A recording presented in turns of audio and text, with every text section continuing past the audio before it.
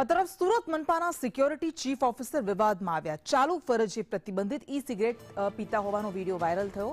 મનપા કચેરીમાં જાગૃત નાયકનો ઈ સિગરેટ પીતો આ વિડીયો વાયરલ થયો, જેના કારણે મનપા દ્વારા તપાસના આદેશ આપવામાં આવ્યા છે।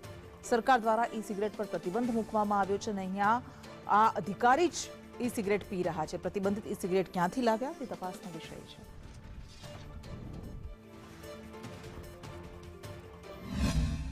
મહાનગરપાલિકાના ચીફ સિક્યુરિટી ઓફિસર જાગૃત નાઈક જેમનો વિડીયો વાયરલ થયો છે, જેમાં તેઓ ઈ સિગરેટ પીતા નજરે પડી રહ્યા છે।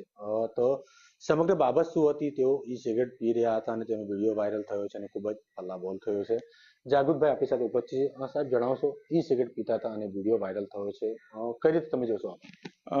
આ વસ્તુમાં વિડીયો મેં પણ જોયો છે, મને પણ આપવામાં આવેલો છે અને આ વિડીયોમાં સ્પષ્ટ દેખાય છે કે આ બદઇરાદાપૂર્વક મારી છબી ખરડાવવાની અને અંગત રસથી મારા ખિલાફ અને પેલું કરવાની કોશિશ કરેલ છે, કૃત્ય કરેલ છે અને મારા હાથમાં પણ કે કંઈ છે નથી અને એ પણ સ્પષ્ટ દેખાતું છે। પણ તે છતાં પણ ઉપરથી મને આ બાબતે ચાર્જશીટ આપવામાં આવેલ છે, જેનો ખુલાસો હું રજૂ કરીશ અને જવાબ ઉપર આપી દઈશ। મારો જવાબ જે છે તે આપી દઈશ। આ વસ્તુનું સેવન કરવાનું ને બધું બિલકુલ અયોગ્ય છે અને એ કરવું પણ નહીં જોઈએ અને આગળથી કોઈ દિવસ થશે પણ નહીં અને એમ પણ અહીંયા ઇન્ડિયામાં કે સુરતમાં આ કશે અવેલેબલ છે નહીં, એટલે આ વસ્તુ પણ બિલકુલ અયોગ્ય છે અને આવું કૃત્ય કરવું પણ નહીં જોઈએ કોઈએ।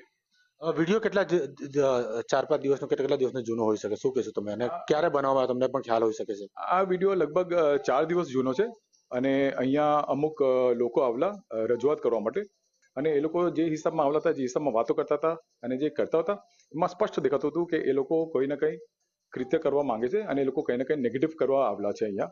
કારણ કે અહીંયા અમો દ્વારા એ લોકોની ઓફિસને બધું અહીંયાથી ખાલી કરવામાં આવેલું હતું, તો તેમાં બદઇરાદાથી અહીંયા આવલા હતા કંઈ છબી ખરડાવવા માટે।